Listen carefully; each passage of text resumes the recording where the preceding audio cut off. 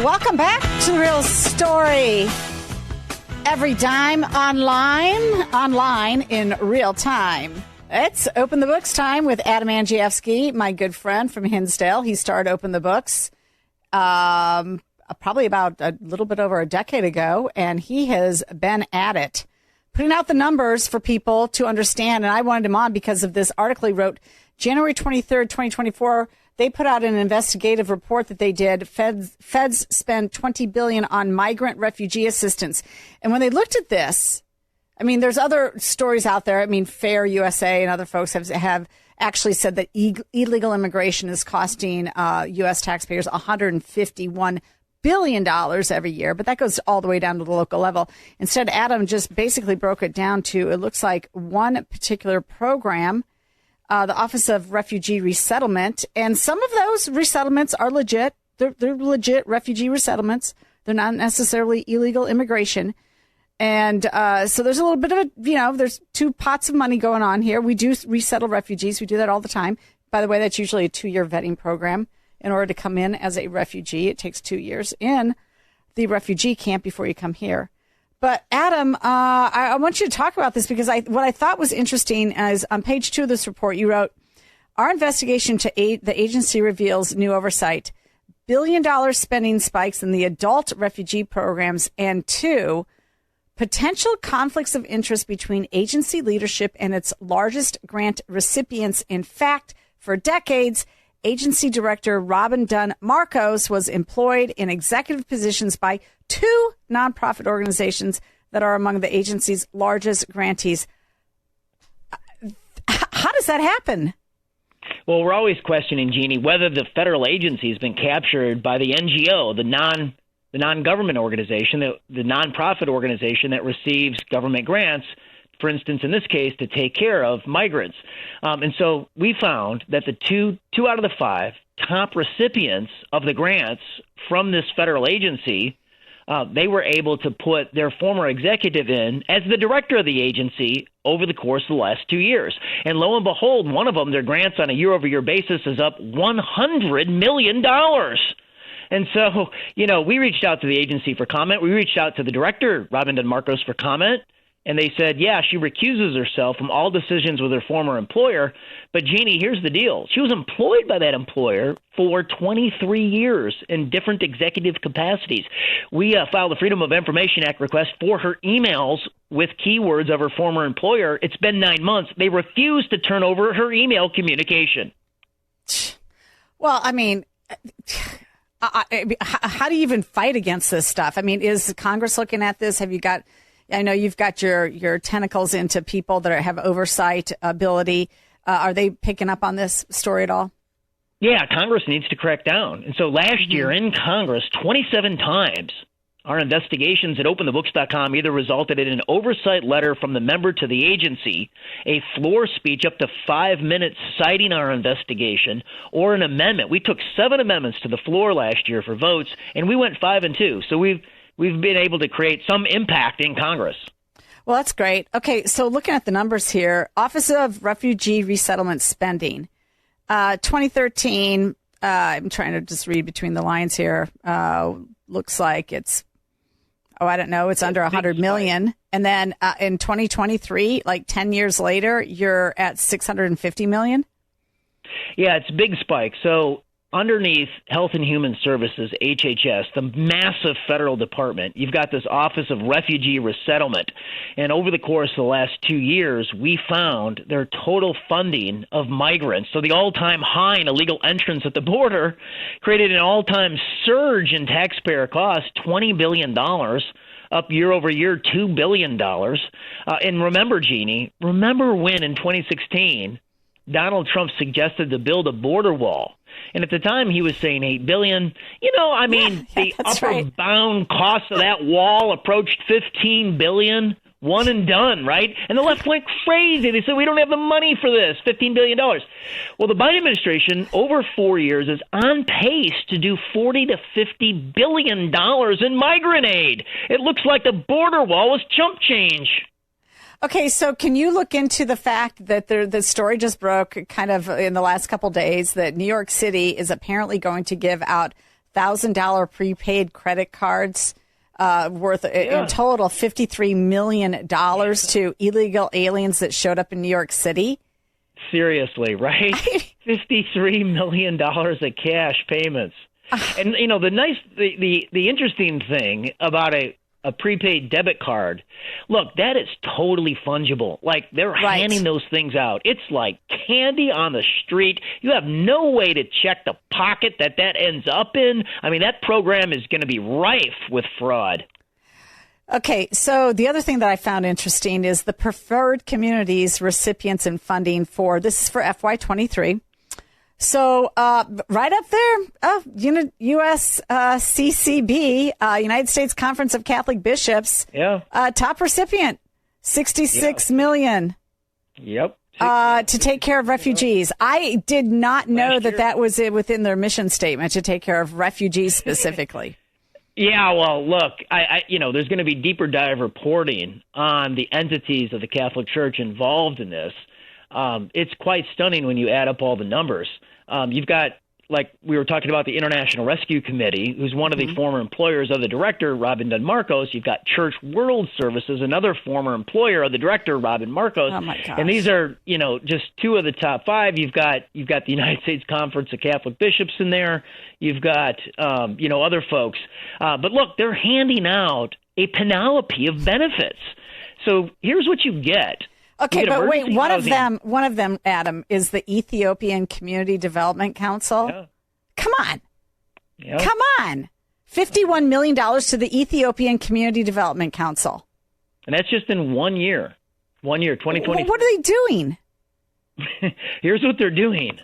They're handing out benefits, and it is so lucrative. It's no wonder there was 2.5 million.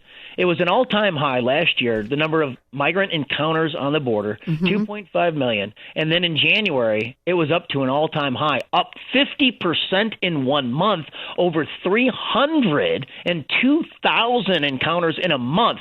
That's on, if you annualize that, that's 3.6 million. So last year in 2023, there was, on the calendar year, there was 2.5 million. I mean, just a stunning number. And here's why they're coming. It's for the following laundry list of benefits. You get emergency housing support, work authorization. You get the very lucrative public benefits application. Oftentimes that comes with a free cell phone, amongst many other things. You get medical screening. You get school enrollment. Here's my favorite, cultural orientation. That's going to be diversity, equity, inclusion, and they're going to say what a bad place America is. Right. You've got mental health services and legal counsel.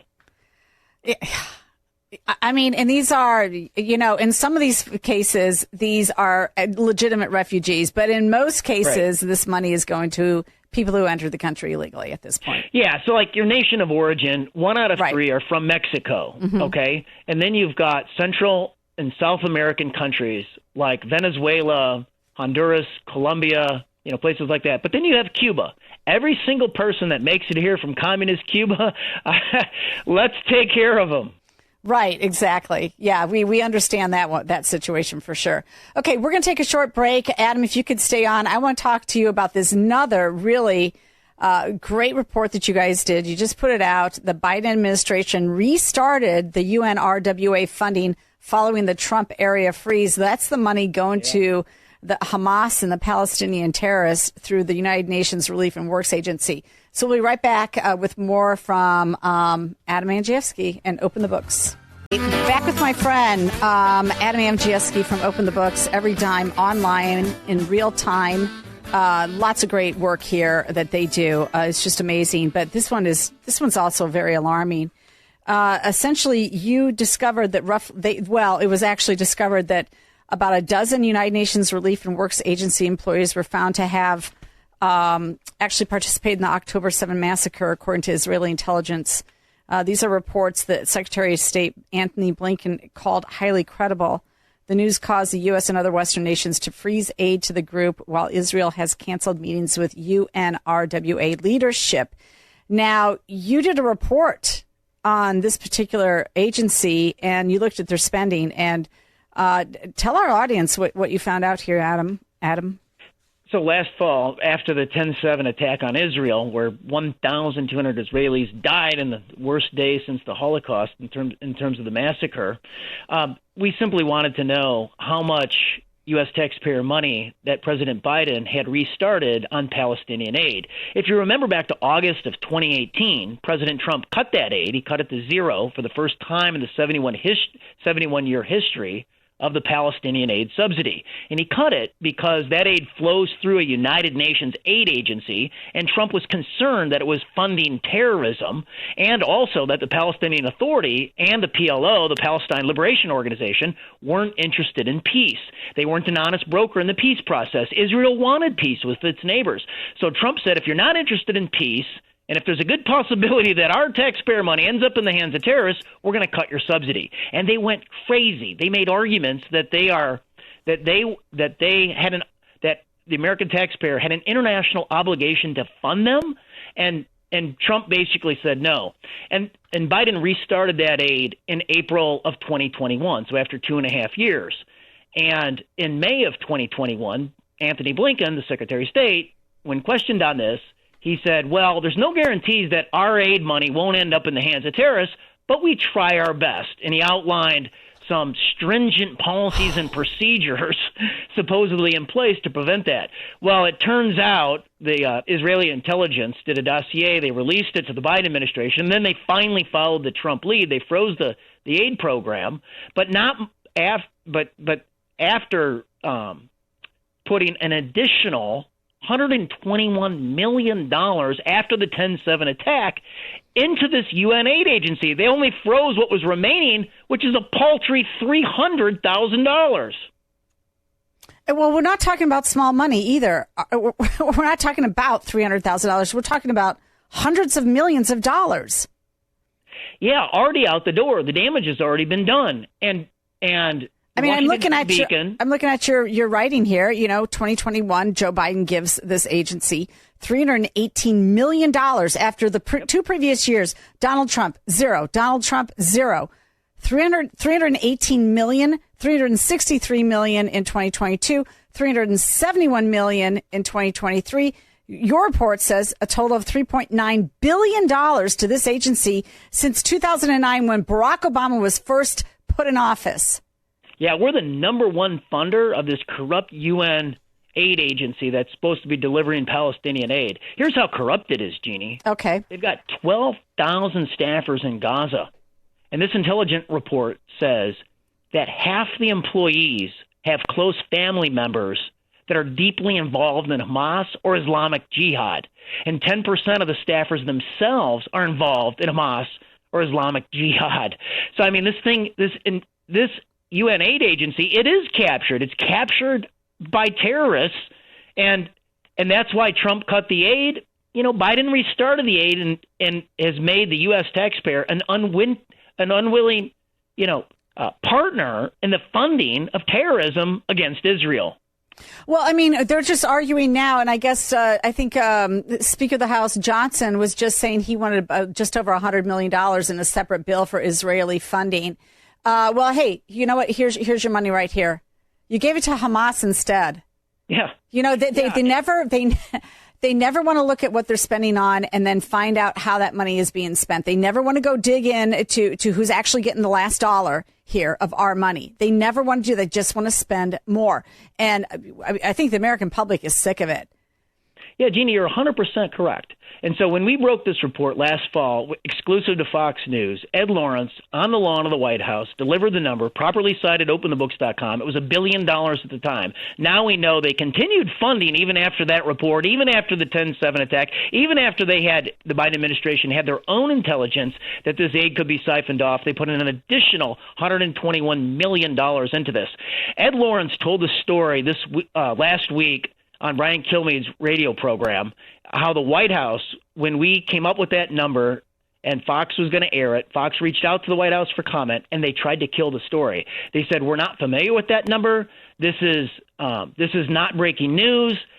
You should walk that back. You should not deliver that report. They delivered it anyway. It was spot on, and we pointed out that aid agency has a long history of problems and of terrorist infiltration. And sure enough, it's worse than anybody could imagine. Adam, we're going to leave it there. Thank you so much for your work, and I hope this gets even more attention now and wakes people up. We have got to vote these traitors out of office, because that's what they are. They're traitors. Thank you so much for joining us. We're headed to break. We'll be right back with your questions.